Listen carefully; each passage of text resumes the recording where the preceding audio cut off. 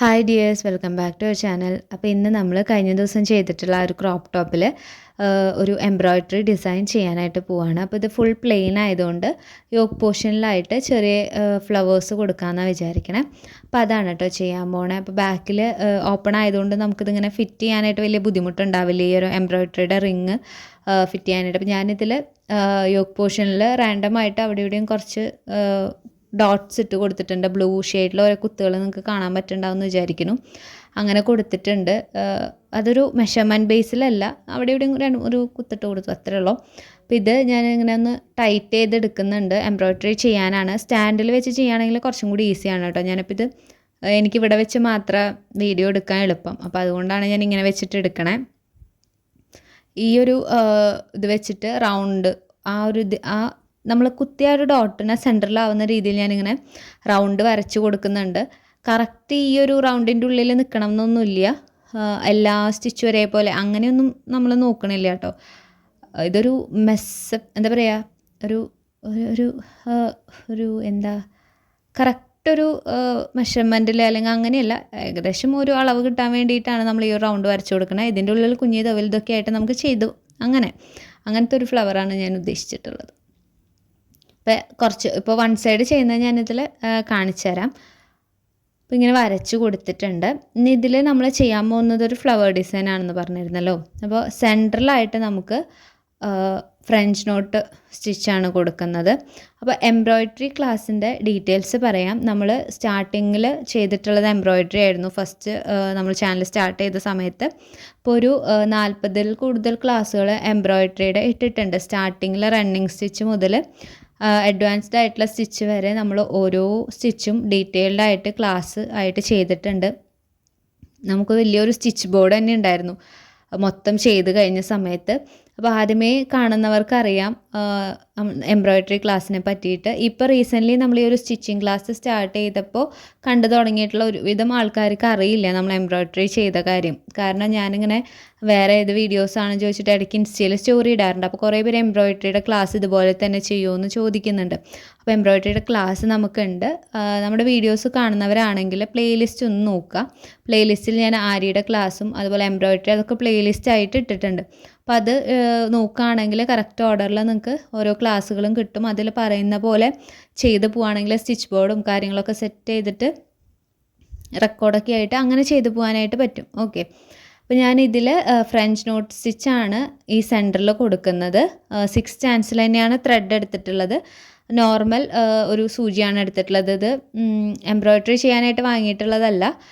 നമ്മൾ കുറച്ച് ഒരു സെറ്റ് ഓഫ് നീഡിൽസ് കിട്ടും. അപ്പോൾ അതിൽ ഏറ്റവും വലിയൊരു നീഡിലാണ് ഞാൻ എടുത്തിട്ടുള്ളത്. നമ്പർ ഉണ്ടായിരുന്നില്ല കേട്ടോ. അപ്പോൾ അത് വെച്ചിട്ട് ഞാൻ മൊത്തം 6 ചാൻസ് എന്ന് വെച്ച് കഴിഞ്ഞാൽ എംബ്രോയ്ഡറി ത്രെഡ് 6 ചാൻസിലായിരിക്കും ഉണ്ടായിരിക്കുക. ആങ്കറിൻ്റെ ത്രെഡാണ് യൂസ് ചെയ്തിട്ടുള്ളത്. അപ്പോൾ അത് മൊത്തമായിട്ട് എടുത്തിട്ടുണ്ട്. എന്നിട്ട് നടുക്കിലായിട്ട് 3 ഫ്രഞ്ച് നോട്ട് ചെയ്യുന്നുണ്ട്. അപ്പോൾ ഇതുപോലെ നൂല് കോർത്ത് താഴേന്ന് കുത്തിയെടുക്കുക. നൂലിൻ്റെ ഒരു സൈഡ് കെട്ടിട്ടിട്ട് താഴേന്നൊന്ന് കുത്തിയെടുക്കുക. അതിന് ശേഷം നീഡിലുമേക്ക് ഇതുപോലെ ഒരു 2-3 വട്ടം ഒന്ന് ചുറ്റിയിട്ട് താഴേക്ക് കുത്തി കൊടുക്കുക.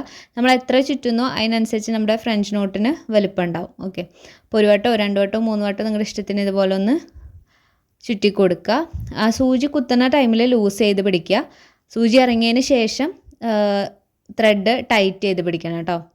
ഓക്കെ, അപ്പോഴാണ് അത് കറക്റ്റായിട്ട് നമുക്ക് കിട്ടുക. അപ്പോൾ ബാക്ക് സൈഡ് ഇതുപോലെയാണ് വരിക. ബാക്കിൽ ഞാൻ കെട്ടിട്ട് എടുക്കുകയാണ്. വേണമെങ്കിൽ ഒറ്റ ഇതിന് നമുക്ക് എല്ലാ ഫ്ലവേഴ്സിൻ്റെയും നടുക്കിൽ ഇതുപോലെ ചെയ്ത് കൊടുക്കാം. പക്ഷെ അങ്ങനെ ചെയ്യുമ്പോൾ ഉൾഭാഗത്ത് ഇങ്ങനെ ത്രെഡ് അങ്ങോട്ടും ഇങ്ങോട്ടും അങ്ങനെ പോയിട്ടുണ്ടാവും. അത് കുറച്ച് ഒരു നീറ്റില്ലാത്ത പോലെ വരും. അപ്പം അധികം അങ്ങനെ ത്രെഡ് ഇങ്ങനെ സ്പ്രെഡ് ആവണ്ടെന്ന് വിചാരിച്ചിട്ടാണ് ഞാൻ അങ്ങനെ കൊടുക്കാത്തത്. അപ്പോൾ ഒരെണ്ണം അതുപോലെ ഞാൻ കെട്ടിട്ട് എടുത്തു. ഓക്കെ, ഇനി നമുക്ക് ഫ്ലവറിന് ചെയ്യാനായിട്ട് ഒരു ഓഫ് വൈറ്റ് ഷെയ്ഡാണ് ഞാൻ എടുത്തിട്ടുള്ളത്. ഇപ്പോൾ എടുത്തിട്ടുണ്ടായിരുന്നത് ഡാർക്ക് മെറൂൺ ഷെയ്ഡാണ് കേട്ടോ. ഇനി ഒരു ഓഫ് വൈറ്റ് ഷെയ്ഡ് എടുക്കുന്നുണ്ട്. അപ്പോൾ അതും ഇതുപോലെ കയറ്റി കൊടുത്തിട്ട് നമുക്ക് ആവശ്യത്തിനുള്ള ത്രെഡ് എടുത്താൽ മതി. കാരണം കുറേ ത്രെഡ് എടുത്തു കഴിഞ്ഞാൽ കെട്ട് പിടിക്കാനും അതുപോലെ തന്നെ വേറെ ഇപ്പോൾ ഇതിങ്ങനെ നമ്മൾ ഓൾറെഡി സ്റ്റിച്ച്ഡ് ആയതുകൊണ്ട് തന്നെ അപ്പുറത്തൊക്കെ ഇതിൻ്റെ ഓരോ സൈഡിലെ പീസുകൾ കിടക്കുന്നുണ്ട്. അപ്പോൾ ഏതുമെങ്കിലും ഇങ്ങനെ കൊളത്തി എടുത്തിട്ടുണ്ടെങ്കിൽ ലാസ്റ്റ് നമ്മൾ കെട്ടിടുമ്പോഴേ അറിയുക അത് കൊളുത്തി വന്ന കഥ. അപ്പോൾ പിന്നെ മുഴുവൻ നിന്ന് കട്ട് ചെയ്ത് കളയേണ്ടി വരും. അപ്പോൾ ആവശ്യത്തിന് മാത്രം എടുക്കുക കേട്ടോ. ഇനി ഇതിൽ നമ്മൾ ചെയിൻ സ്റ്റിച്ചാണ് കൊടുക്കുന്നത്. അപ്പോൾ ചെയിൻ സ്റ്റിച്ച് തന്നെ പല ടൈപ്പിലുണ്ട്, പല ഒരു 3-4 വെറൈറ്റീസ് ഉണ്ട്. അത് നമ്മൾ ചെയ്തിട്ടുണ്ട്, ഡീറ്റെയിൽഡ് ക്ലാസ് ചെയ്തിട്ടുണ്ട്. അപ്പോൾ ആ ഒരു ചെയിൻ സ്റ്റിച്ചാണ് നമ്മളിതിന് ചുറ്റും ഈ റൗണ്ട് ഷേപ്പിൽ ചെയ്ത് കൊടുക്കുന്നത്. കണ്ടോ കെട്ട് വീണത്? ഇതുപോലെ കെട്ട് വീഴും. ഇതിപ്പോൾ മുകളിൽ കെട്ട് വീഴുമ്പോൾ നമുക്ക് അറിയാൻ പറ്റും, കാണാൻ പറ്റും. താഴെ കെട്ട് വീഴുമ്പോൾ നമ്മൾ അറിയില്ല. ഇതുപോലെ വലിയ പീസ് ഇതുപോലെ നീളത്തിൽ വെറുതെ കിടക്കുന്നുണ്ടാവും. പിന്നെ അതിനെ കട്ട് ചെയ്ത് അങ്ങനെ അഡ്ജസ്റ്റ് ചെയ്യേണ്ടതായിട്ട് വരും. ഞാനിതൊന്ന് അഴിച്ചെടുത്തിട്ട് കാണിച്ചു തരാം. കണ്ടോ സെറ്റ് അഴിച്ചെടുത്തു. ഇനി ഇതുപോലെ കൊടുക്കുക. ഇപ്പം നമ്മൾ എന്താ ചെയ്തതെന്നുള്ളത് ഒന്നും കൂടി പറയാം. നമ്മൾ ആദ്യം ഇട്ട ഫ്രഞ്ച് നോട്ടിനടുത്തായിട്ട് താഴെ നിന്ന് ഒന്ന് കുത്തിയെടുക്കുക. എന്നിട്ട് നമ്മൾ കുത്തിയില്ലേ അതിൻ്റെ അടുത്ത് കൂടെ തന്നെ ഒന്ന് കുത്തിയിട്ട് ആ റൗണ്ട് വരച്ചില്ലേ അതുമേക്ക് കുത്തിയെടുത്തിട്ട് ഒന്നിതുപോലെ ചുറ്റിയെടുക്കുക. സൂചിമ കൂടെ ചുറ്റിയെടുത്തിട്ട്, ഇപ്പോൾ അവിടെ ഇവിടെയൊക്കെ കുളത്തി പിടിക്കും, അത് കാര്യമാക്കണ്ട. ഇതുപോലെ ഒന്ന് വലിച്ചെടുക്കുക. വലിച്ചെടുക്കുമ്പോൾ ഒരു ചെയിൻ പോലെ കിട്ടും, കണ്ടോ. എന്നിട്ട് അതിന് തൊട്ട് മുന്നിലായിട്ട് നീഡിലിനെ കുത്തിയിട്ട് താഴേക്ക് എടുക്കാം. അപ്പോൾ അവിടെ ഒരു കെട്ട് വീഴും. അപ്പോൾ അവിടെ ഒരു കെട്ട് വീഴുമ്പോൾ ആ സ്റ്റിച്ച് അതുപോലെ സെറ്റായിട്ടിരിക്കും. ഇതുപോലെ നമുക്ക് ഈ ഒരു റൗണ്ട് മുഴുവനായിട്ടും ചുറ്റി ചുറ്റി എടുക്കണം. ഓക്കെ, അതാണ് നമ്മളിത് ചെയ്യാൻ പോണേ. ഇത് നല്ല രസമാണ് കേട്ടോ. മൊത്തം ചെയ്ത് കഴിയുമ്പോൾ നല്ല ഭംഗിയുണ്ട് കാണാനായിട്ട്. ഈ ഒരു ഡിസൈൻ കുറേ ഡ്രസ്സുമ്മേ കുറേ ഇതിൽ കണ്ടിട്ടുണ്ടാവും മേ ബി നിങ്ങൾ. ഈസിയാണ് ചെയ്യാനായിട്ട്, പക്ഷേ നല്ല ഭംഗിയുണ്ട്. ഇതിൻ്റെ ലുക്ക് തന്നെ മാറും. അങ്ങനത്തെ ഒരു പ്ലെയിൻ ആയിട്ടുള്ള മെറ്റീരിയലിൽ ചെയ്യാൻ പറ്റുന്ന നല്ലൊരു ഡിസൈനാണ്. ചെയ്ത് നോക്കുക എല്ലാവരും കേട്ടോ. ഓക്കെ, പിന്നെന്താ, ബ്ലൗസിൻ്റെ ക്ലാസ്സിനെ പറ്റിയിട്ട് ചോദിക്കുന്നുണ്ട്. ബ്ലൗസിൻ്റെ ക്ലാസ് നമുക്ക് ചെയ്യാം, അടുത്തടുത്ത ക്ലാസ്സുകളായിട്ട് ചെയ്യാം. ഇപ്പോൾ പാൻറ്റ് കഴിഞ്ഞാൽ ചെയ്യാമെന്ന് വിചാരിക്കുന്നു. ഇത് നമ്മുടെ പാൻറ്റിൻ്റെ ക്ലാസ്സിൽ സിഗരറ്റ് പാൻറ്റും സ്ട്രെയിറ്റ് കട്ട് പാൻറ്റും അല്ലേ നമ്മൾ ചെയ്തിട്ടുണ്ടായിരുന്നത്. യെസ്, അത് രണ്ടും ചെയ്ത് കഴിഞ്ഞിട്ടുണ്ടായിരുന്നു. ഇനി പലാസോ ആണ് നമ്മൾ അടുത്ത പാൻറ്റിൽ ചെയ്യാൻ പോണത്. കാരണം ഇപ്പോൾ എല്ലാവരും ഏജ് എല്ലാ പ്രായത്തിലുള്ള ആൾക്കാരും യൂസ് ചെയ്യുന്നത് ഇപ്പോൾ സിഗരറ്റ് പാൻറ്റും പലാസോ ആയതുകൊണ്ടാണ് ഞാൻ അത് രണ്ടും ചെയ്തിട്ടുണ്ടായിരുന്നത്. കൂടുതൽ ഇപ്പോൾ അതാണല്ലോ നമ്മൾ യൂസ് ചെയ്യണത്. ഈ നോർമൽ പാൻറ്റ്, ചുരി ബോട്ടം അതൊന്നും ഇപ്പോൾ ആരും അധികം യൂസ് ചെയ്ത് കാണുന്നില്ല, അതുകൊണ്ടാണ്. പിന്നെ ഹരീം പാൻറ്റും അല്ലെങ്കിൽ പട്ടിയാല അല്ലെങ്കിൽ അങ്ങനെ കുറേ ടൈപ്പ് നമുക്ക് വേറെ പാൻറ്റുകൾ ഉണ്ട്.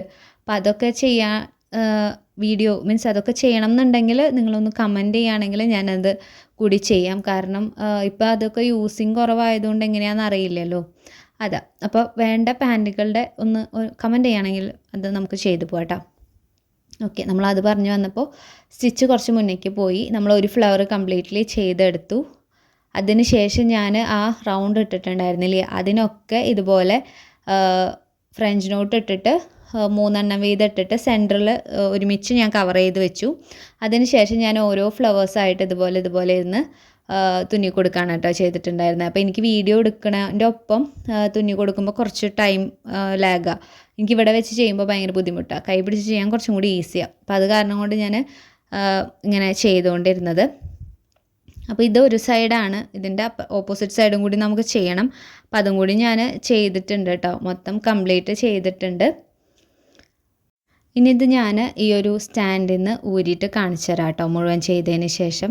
അപ്പോൾ നമ്മൾ ഡോട്ട്സ് ഇട്ടതെല്ലാം മുഴുവനായിട്ട് ചെയ്തിട്ടുണ്ട്. അപ്പോൾ ഒരു സൈഡ് കഴിഞ്ഞു. ഇതേപോലെ തന്നെ എനിക്ക് ഓപ്പോസിറ്റ് സൈഡും കൂടി ചെയ്തെടുക്കണം.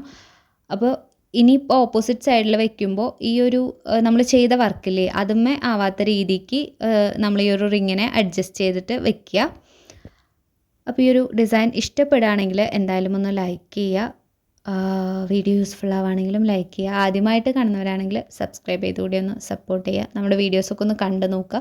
എന്തായാലും യൂസ്ഫുൾ ആവും എല്ലാ ക്ലാസ്സും എന്നാണ് ഞാൻ വിചാരിക്കുന്നത്. ഞാനിതിൻ്റെ ബാക്ക് സൈഡ് കാണിച്ചു തരാം കേട്ടോ. ഇപ്പോൾ നമുക്ക് ഓരോ ഫ്ലവറിൻ്റെ അവിടെ മാത്രമാണ് ബാക്കിലും സ്റ്റിച്ചുകൾ വന്നിട്ടുള്ളൂ, കണ്ടോ. അതല്ലായിരുന്നെങ്കിൽ നമ്മളിങ്ങനെ അങ്ങോട്ടും ഇങ്ങോട്ടായിട്ട് മൊത്തത്തിൽ ഈ ഒരു ത്രെഡ് ഇങ്ങനെ മിക്സായിട്ട് കിടക്കുന്നൊരു ഇത് വന്നേനെ. അപ്പോൾ ഇന്നത്തെ വീഡിയോ ഇത്രയേ ഉള്ളൂ. നമുക്ക് അടുത്ത പാൻറ്റിൻ്റെ ക്ലാസ്സിൽ കാണാം. അപ്പോൾ എല്ലാവരും കമൻറ്റ് ചെയ്യണം കേട്ടോ, മറക്കരുതേ. Thank you.